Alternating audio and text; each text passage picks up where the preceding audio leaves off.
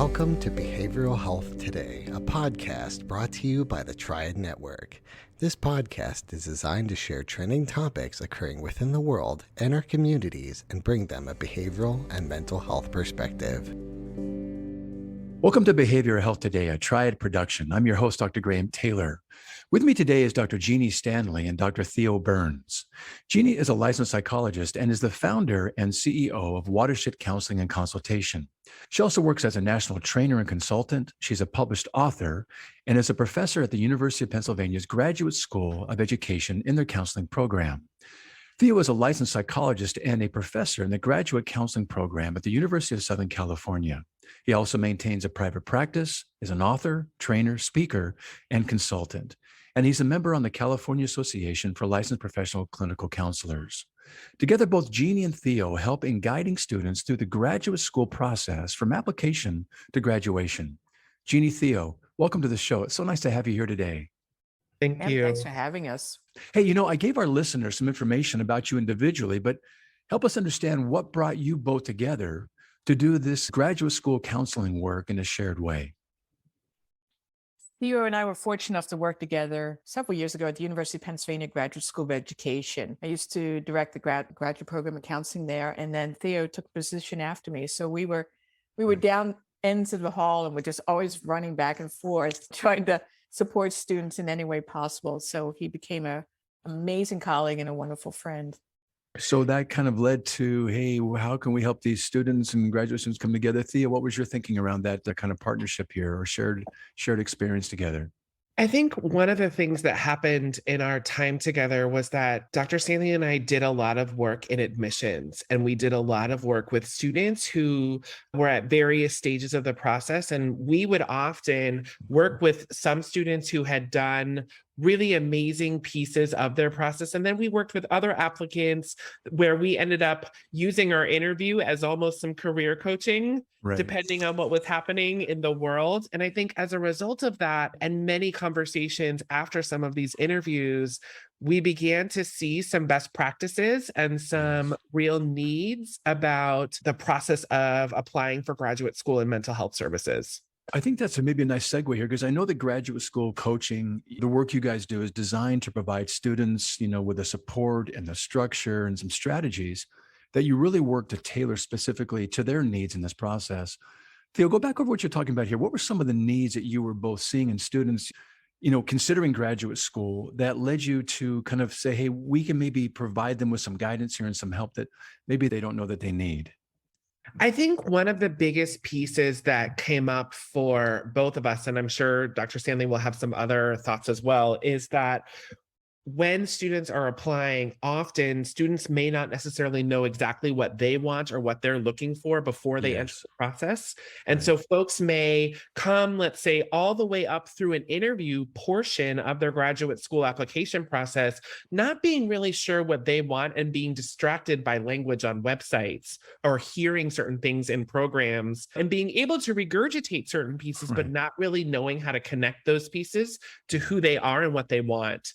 So I know for me, and I'm sure Dr. Stanley has had this experience as well, is having that moment where sitting with an applicant and saying, what exactly do you want to do with your life? Dr. Stanley, I don't know if that rings true for you. Absolutely. I mean, that's why I think we're fortunate to have a counseling background, both of us, especially in career counseling. So we want to take that time and help a student figure out what is best. And that, I always say, it's kind of like that board game life. Where if you ever played it, you can go many different ways, but you kind of end up in a similar path at the end. But you want a student or an individual to think of the many different options they have. And I think one of the things we see the most, and Dr. Burns, we'd be in an interview and someone said, this is the way I was told to do it. My undergraduate advisor said I had to do this type of program. And we're always like, yeah, but what do you want? What is your end goal? Yeah, I think it's a very helpful piece. Funny enough, you should say that, Jeanne, that I think back on, I went from psychology to social work back to psychology, and I had a wonderful experience in my master's training with social work, and I'm so glad I went that direction. And then I went to work with the state for about 3.5 years in that field in social work, and it was probably one of the most enjoyable times of my life. However, the kind of work I wanted to do ultimately required, my doctorate in psychology. But I'd wish, as much as I enjoyed the social work degree, I wish I had a little more counseling. Probably I should have come to see you guys around what was I thinking in the long term and where that best fit could be. Because I don't think oftentimes students, like you're saying, Theo, really know. Jeanne, I know that pursuing graduate school is a pretty significant undertaking for students, and a good number of students, like you both are saying, don't know what they don't know about the appropriateness necessarily of a graduate school for themselves. So walk us through where you start with those that are seeking your counsel and the areas of specialty that you both help kind of take them through to help navigate this process successfully for them. The first part is a lot of listening to. Yeah. I always say this. I say, I run into you in 7 or 8 years in line at Starbucks. What are you doing? And Nice. what do you mean, what am I doing? I'm like, what would you want to be doing in 7 years? What would that look like? Tell me about your day-to-day experiences. And then they get excited. And for some of the first time, they're able to say what they want. Because I think a lot of people will hear, I want to go into this type of program, architecture, or nursing, or oh, but this is what you should do. As opposed to saying, well, what attracts you to that?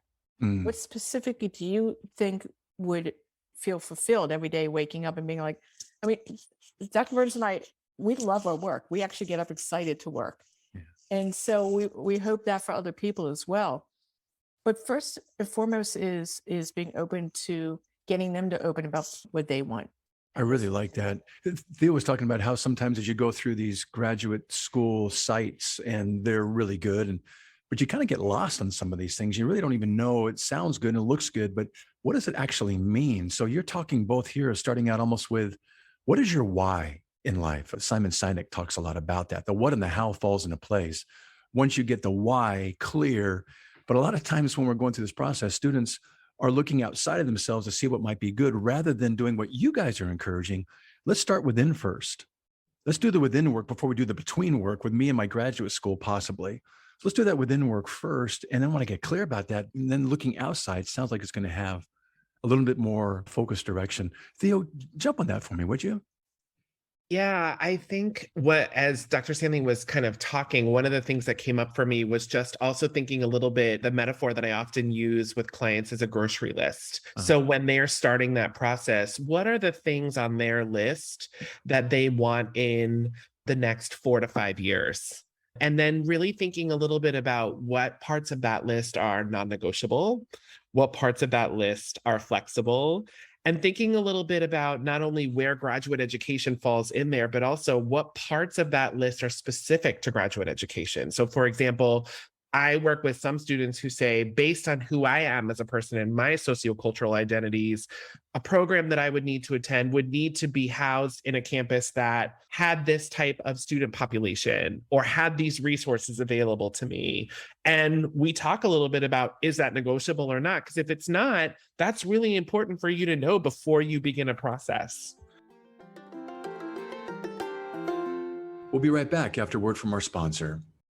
Behavioral and mental health professionals provide critical support to our communities in a time when our communities need it more than ever. But they need support too, to continue their education, to connect with colleagues, and to advance their career. And so we've launched Triad, the hub for behavioral and mental health professionals. At Triad, you'll find education, community, and career resources for both current and aspiring behavioral and mental health professionals, all curated specifically for you and all for free. Visit us at hellotriad.com/BHT to register for your free professional account. Again, that's hellotriad.com/BHT. Come join the community today. That's really good. So you're talking there about kind of the goodness of fit. But that goodness of fit gets determined by saying, well, help me understand kind of how you put together or what's going to work for you and what is important and what is non-negotiable and what are some areas that might be kind of negotiable. I would imagine that as you're kind of going through this time, you're trying to assess, is graduate school even a right next step for you? Absolutely. Versus maybe something else you could do. And I would imagine you're looking at certain signs for when it could be a good option, and maybe it's sometimes when maybe graduate school is not a good option for you. Have you had those times when maybe it's not the best fit or good option, next step? There are many ways to get to where you want to go, and certainly graduate school is not the only way. I think we have to remember graduate school in some ways is a business. So there's marketing involved, and we want to be careful not to look at the shiny objects and be like, oh, I need that. Because you don't always need grad school. And several times when working with new clients, it's like, have you thought about doing it this way? Because they'll say, like, I don't like school, but I think this is what I need. I've been told, well, there are many ways to get there. And that also goes for when you get on somebody's website. I mean, Dr. Burns, I've seen amazing websites, and we know the program behind it isn't necessarily as strong as we would hope it would be for a student, or vice versa.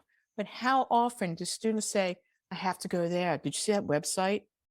Yeah, well, what's inside the box is really what is important more than the packaging. Sometimes those bells and whistles and things that are on those websites are pretty attractive. I got to admit, I was sharing with you guys before the show that my daughter's looking at a graduate school right now, and there's some I was kind of helping her navigate some of this like you guys do. And there are some pretty attractive sites out there. And they have all the hooks and bells and whistles, and not saying they're not good programs, but it's easy to kind of get caught up in the bling and the flash, isn't it? Yes. And our job is to help you get beyond the website too. What is the day-to-day experience for current students? That's another thing we see a lot. We'll see like, oh, yeah, I graduated from that program in 1992 and it was this. Well, that was centuries ago in grad school land. It's probably all new faculty. What is going on now in the here and now is what we really want to hear from current students. And I encourage students all the time to talk to people. And if a program doesn't have current students for you to talk to, well, that's a concern in and of itself. I like that idea. So let's kind of move through the process. So let's say that you're talking with a student, you kind of find out that the graduate school route's going to be the best thing for them. They have some past success with school. They can manage the rigor. Let's say they've got a good work ethic and they got the ability to balance some things in life. So you're thinking you've got some of the kind of prerequisites within yourself and you've got some of the right fit to go into a graduate school. So then how do you walk them through kind of the best search and the selection process of a school that's going to be, again, that goodness of fit? What's the next step? And then the application process that might follow in that. I think the first thing that I like to really talk to students about is that if graduate school is in your future, let's talk about when in your future it's a good time. Because some folks will feel an immediacy because, as we know from those websites, it's often apply ASAP. And so there's this internalized immediacy that comes from some of that. And what I really encourage us to think about is if we are going into a half-time or a full-time program, how much time do you need to make space in your life for that large responsibility? And so sometimes it's not, I'm going to apply for next fall, but maybe I'm going to apply for 2 falls from now. Yeah. Or maybe I'm going to start to make changes in my life to apply 3 falls from now. Really and cool. Then when we start to think about some of those programs, again, making a list of what are some of the research areas or the things that you're interested in, and making sure that you're going to the literature and really maybe doing some searches at your undergraduate library and asking yourself, who are the scholars that are doing the research in the fields that I want to study? If there are areas that I'm really excited about, who's doing that work? And so the recommendation I make is block a couple hours, hang out at your library or do it online, and just start to notice who are the people, who are the scholars that keep popping up in those engines, and then doing Google searches to figure out where those folks are working and if they're taking on mentees. What I like that you're saying here is that you're assessing the ability in their work ethic to manage some of the rigor that's kind of an inherent part of graduate school, but you're also kind of encouraging them to put some rigor into the research process here to really make sure this is going to be a good fit, to really find out some things and do some of that work early on, and to have some skin in the game, not just be pointed towards a graduate program, but for them to have some skin in the game around, I've done the work, I see the people in it, like you're saying, Theo, that I really like what this program is putting out. And what you're also saying as well, Jeanne, is I've been able to talk to a couple of students and I see what they're doing. And if they're somewhat like me, I could really see myself doing what they're doing someday as well. And that's going to help me down the road. I know that, going through graduate school has got some different steps to it. The application process, the personal statement, that's oftentimes kind of daunting. Strong letters of recommendation are necessary. Walk us through that initial process for the student to kind of get their name out there, get in front of ideally an interview board, Talk about the application, personal statement, and the letters of recommendation that you guys really highlight to help them be an attractive applicant. The first part is to be organized and to have you really keep notes, keep columns, keep in Excel, keep Word, whatever you do it to where you're applying, because it gets pretty confusing when you start looking at programs. You're like, okay, which one had that focus in this, or where was that professor? So right up front, you want to almost have those columns, and I'll give to my clients like, here's a sheet to start with, you know, and knowing what you're coming in with. So what if you come in, House you have standardized testing, no problem. This is where you are. Wonder if you're great at it and you have that, or wonder if you have this deficit or this part that's really helpful. Knowing what you're bringing in to start with, and not saying, well, I can't do it because. Absolutely not. If areas you're not strong, we're going to make other areas look stronger. But from day one, staying organized, keeping notes, because the application, if you just think, as you said, looking at several programs, not just one or two, looking at several where you want to go, and then looking at, what do I need? Standardized testing? Do I need letters of recommendation? Do I need a personal statement? All of these take time. And, individual who thinks they're going to just on a weekend pop this out, the quality is probably not going to shine so well in front of a committee who's done this many, many, many times. And they're looking for people who are committed. Absolutely. Can I just ping off of that? I want to come back to you, Theo, and kind of have you kind of shade some of this in as well with your experience. But Jeanne, when you talk about the committees that are reviewing these, they've seen hundreds of them, if not more than that, over the years. What are some of the things that committees nowadays are looking for in students coming into graduate school programs that you found that you want to encourage and counsel the people that are working with you to make sure that they include or share and talk about more? So I think one thing that comes up often is a desire for students to demonstrate some basic understanding of their relationship to the healing profession. And that can be through some self-awareness about what's attracted me to want to be a helping professional. And also being aware that the healing profession is more than just wanting to be somebody's friend, but that there are kind of multiple dynamics to that relationship.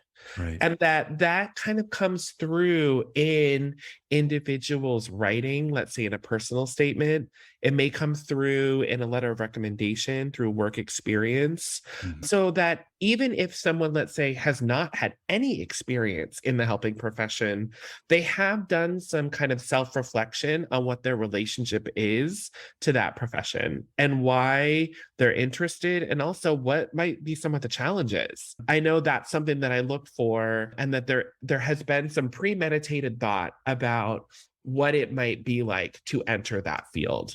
That's really good. It kind of takes us back, doesn't it? That you guys start out by doing the within work first before they start doing the selection work. And what you're talking about here is that maybe that's some of the within work that you helped kind of guide them through, some of your questioning and kind of your interested kind of curiosity about them gets to come out in that personal statement, in terms of there are multiple dynamics, in the work that we do in graduate school, and how our personal backgrounds and our own growth and our own self-awareness can actually come into that personal statement in a very healthy and helpful way.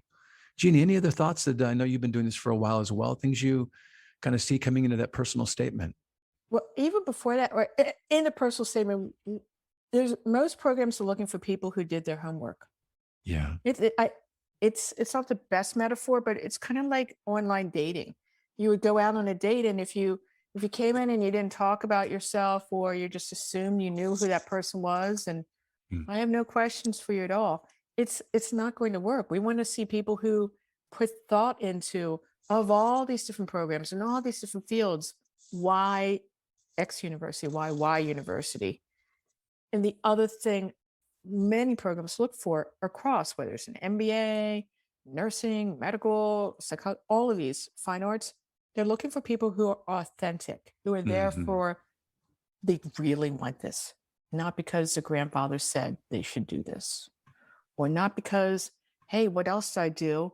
I'm a senior. I like school. It's fun. I'm going to keep it up. Right. It's very expensive.